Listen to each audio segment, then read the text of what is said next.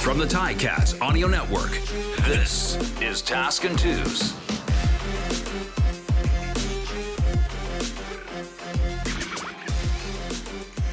Welcome to a special Grey Cup edition of Tasker and Andy.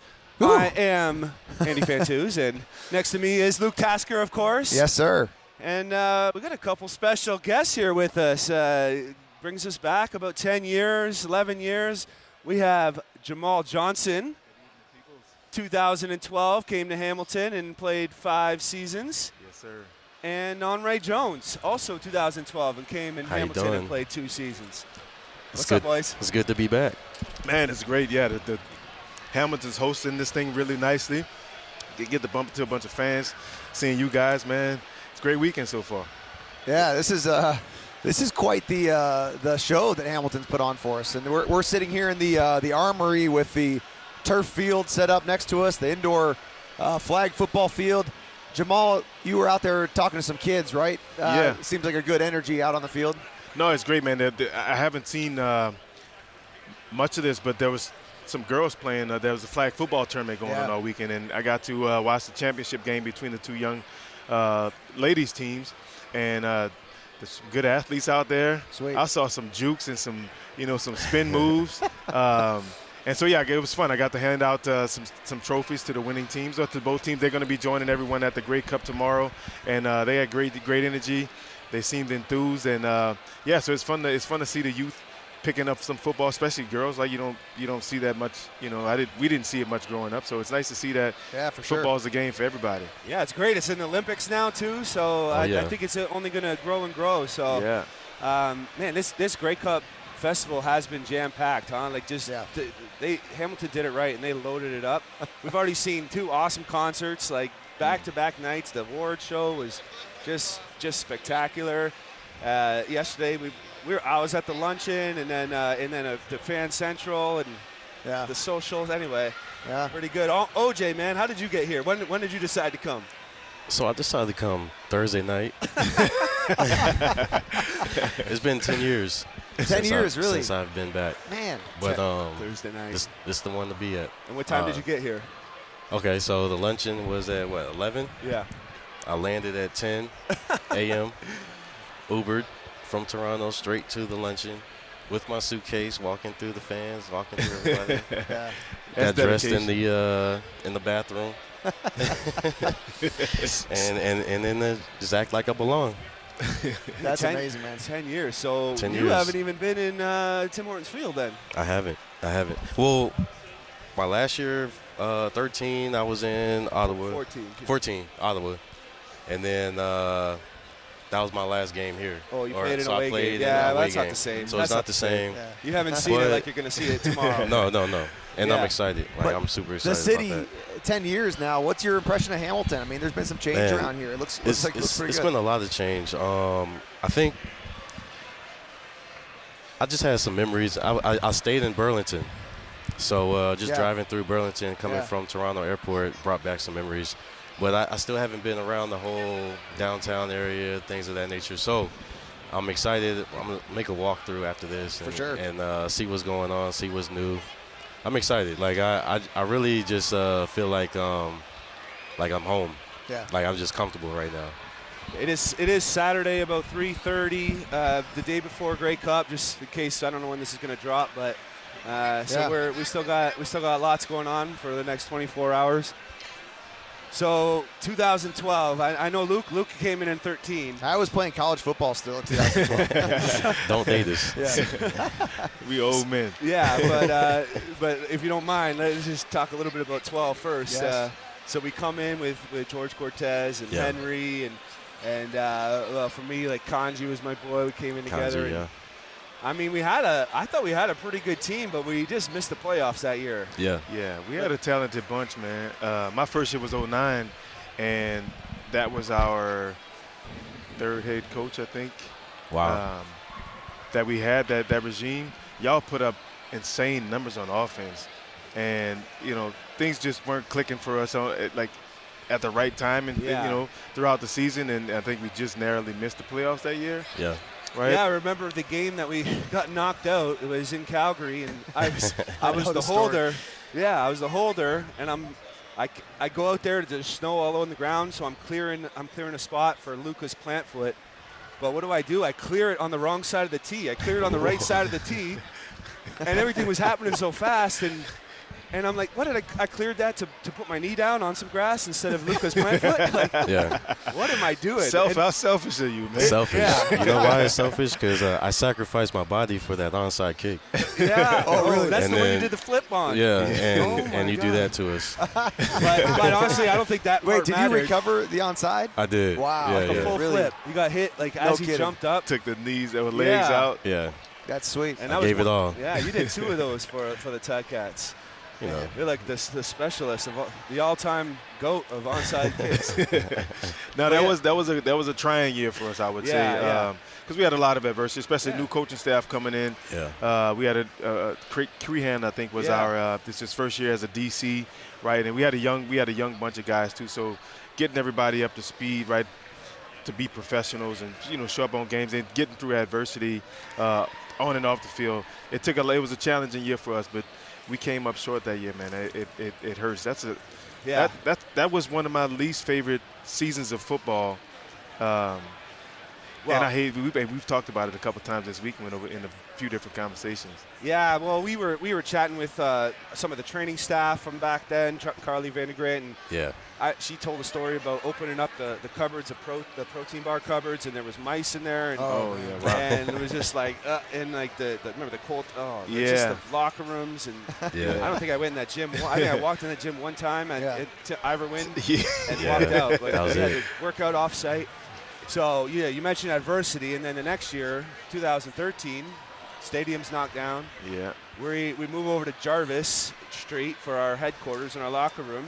We bus to McMaster every day, and we're playing games in Guelph. So certainly a bit of a turnaround and probably a good challenge as a team, right? Heck yeah. Yeah, for sure. Yeah, and I think we took it on well. Like things started off kind of rocky, I think, early in the season. Again, we had an even younger team on defense. You guys on offense, y'all had a lot of good veterans, right, and playmakers. Henry was still our quarterback at the time, right? Yep. But we had Shout a out really to young. Henry. Yeah, Hank. Hank and Dan Lefevre played a bit too, I Dan- think that So year. did Mazzoli. Yeah. Yeah? Most- Oh, yeah, yes. I actually threw a Yeah. touchdown pass to him. Yeah, Wait, so who, Hank? No, to Dan Lefevre. That's yeah, great, a couple other Buttes came in that year. Luke, Luke. Speedy, Yeah. Simone. Speedy and Delvin, I- bro, Delvin. Eric Harris. Oh, yeah. Harris, Man, great Speedy and I memories. showed up the same week to Hamilton Ellingson. with Steve McGee.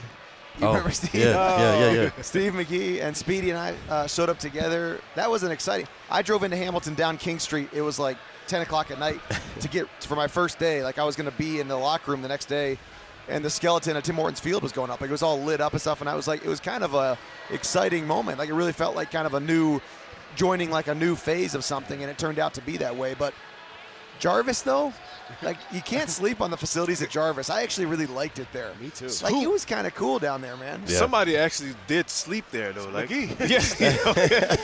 It's like he quarterback. slept there. Yeah, he literally did not rent an apartment. He just slept there the whole year. What a legend. That's the way to do it.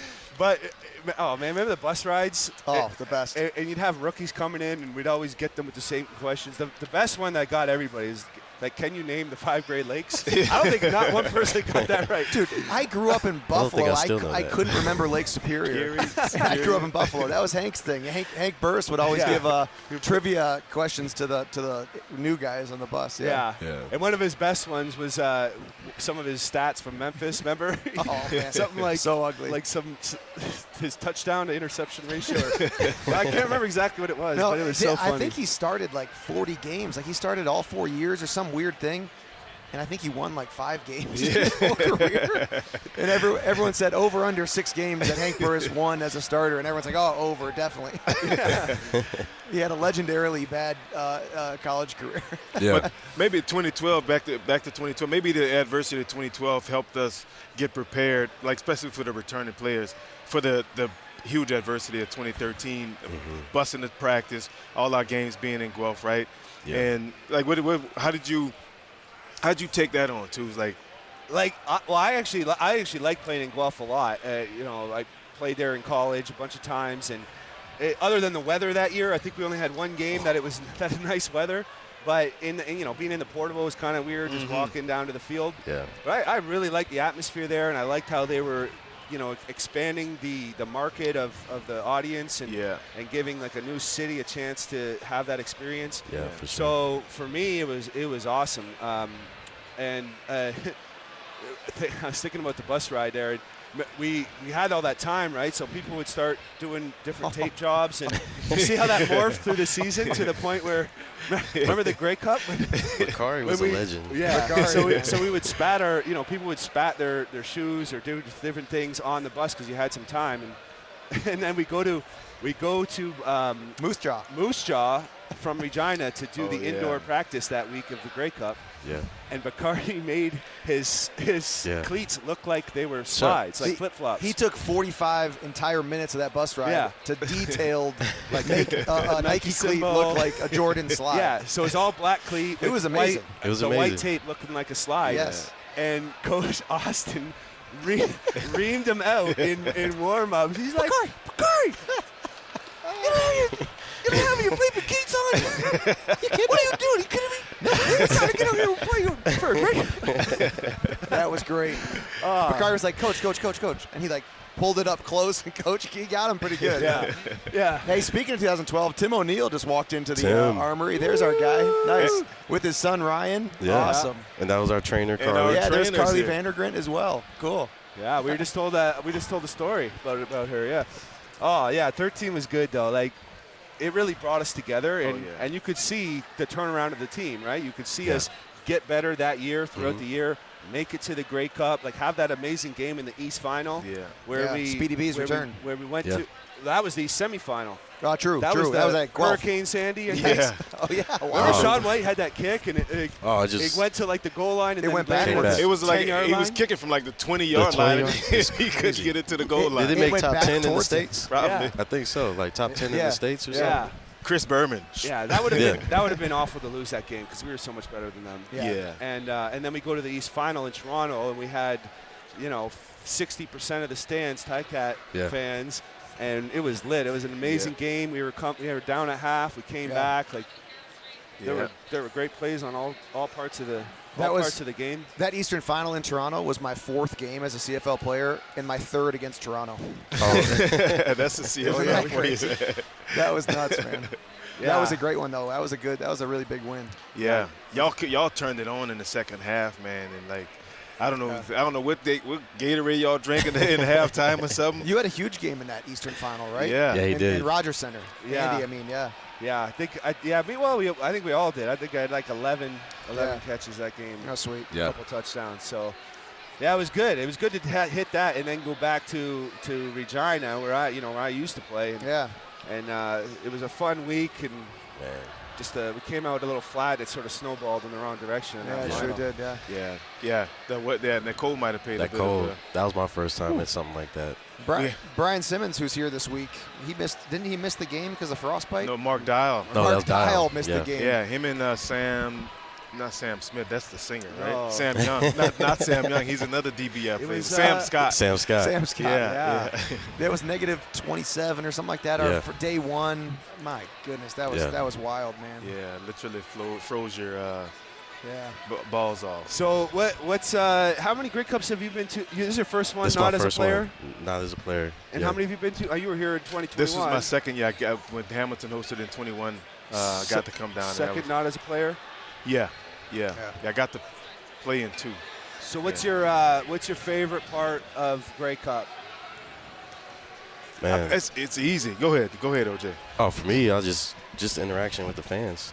Yeah. At the end of the day, I went to the convention yesterday, the concert. The fans are just unbelievable. They remember so many stories that I don't even remember. So and just reminiscing. That's for me. It's that simple for me. Hey, there's some guy, I hope he's listening to this podcast, that most people at the awards show had like a sport coat on and stuff. There was one football jersey there, like a guy was wearing a jersey. Onrea Jones. He was walking around. I was like, that's the coolest thing. And I didn't even get a chance to say hi to him, but he had the only jersey on at the whole awards show. Yeah. So you're well represented in Hamilton. I told you, I don't even have my own jersey. So, that's good. Yeah, you gave it to a fan? Yeah, back then, hopefully I'll find them out. Yeah. Try to connect. What about you, JJ? Yeah, same, man. Just being able to reconnect with, family, brothers, right, and teammates. Colleagues, and then the alumni. Like yesterday you mentioned the luncheon, you get to rub elbows with, guys that came before us. I ran into Duncan O'Malley. He was a kicker. And I made, like special teams was my thing, especially when I first came into the league. And he was a really good kicker in BC. And I hadn't seen him since probably 2007. Or so 2008 maybe. And so, yeah, getting to, catch up with guys you haven't seen or talked to, or meeting new players who, that came before us. And then, and the fans, man. I met a fan my first week in Hamilton, 2009. I missed the first week of the season. We were negotiating or whatever. Maybe 2 days after arriving here, the first fan I met, his name is Tim. And he had he just picked up my jersey. I used to live like 2 blocks from Jarvis, right near the police station. And he brought my jersey, and I was walking down the street. I was walking to my apartment, and he recognized me and pulled over, and I got to sign his jersey. And then yes, so I got to see him yesterday at the luncheon. So those are the type of those are the type of things that I think make the CFL, the interactions with the fans. And then so that's what I miss. What about you two? For me, hanging out with the guys and talking the stories from the past is my favorite, and then just being around the festivities, trying to go to as many events, just trying to run on fumes all week long, and talking with fans, it really is just about being here, and then the game is just going to be a bonus. For me anyway. Yeah, man. Task, real quick, though. Yeah. Speaking of jerseys, Speedy B 2 brought my jersey. Oh, it's right there. Come on. This the guy. Go. Look. That's awesome. Oh. There we go. Oh, that's a game jersey. Game worn. Game jersey. That's game worn. Yes. We were pointing at him, and then a Look at that. Fantuz Look. Saskatchewan jersey thought we were pointing at him. So We've got look at this. the green Fantuz and the is perfect. game-worn Onrea Jones jersey. This is awesome. This is Man. sweet, man. Look at this. I'm going to sign a jersey. If you haven't been able to come down to the Armory on James Street, you should stop by, because this place is the center of activity for Grey Cup weekend. Well, I know you guys want to get to your parties and your stuff, but really quickly, just tell Tiger Town what you're up to now. Me, I got into acting, man, randomly, like a few years back, and then fell in love with it. And so I've been pursuing that the last couple of years and putting a lot of work in that and having some success. I've been in a couple, TV movies and some commercials and stuff, and I'm loving every minute of that. And it gives me freedom to kind of do some other stuff too. I do some coaching. I coach my daughter's basketball team, and probably get my son into some football, and probably end up joining their coaching staff, or trying to get those guys whenever he gets going. But family, and chasing the new dream, and living the new dream as an actor. That's awesome, great, man. We'll be following for sure. Yeah, for sure. I have been, but we as Tiger Town. Yes. Right now, I was training a few kids, high school kids, receivers, working behavioral health. So at psych urgent cares, that's a community where, is much needed right now. Caring person, so I like to give back a little bit. So it's just to work in that environment and to let people know, hey, you've gone through this, you can make it, out of no way, there's always a way, right? So just dealing with that. So I've been doing that for about 5 years. Wow. And that's really been it, just traveling around the country. It's a travel agency, so traveling around the country, different hospitals, kind of telling that story or whatnot. But other than that, man, I just traveling. Yeah. Enjoying life a little bit. Cool. I had the opportunity to do that, so I highly recommend that. Don't be overstressing yourself. Well, that's great, man. Well, we appreciate you boys stopping by for Task and Fantuz, and enjoy the rest of your night. I'm sure I'll be with you anyways, but We'll see you at the next event in an hour or so. Whatever. Yeah, appreciate y'all having us, man. All right, It's been a blessing. Yeah, cheers.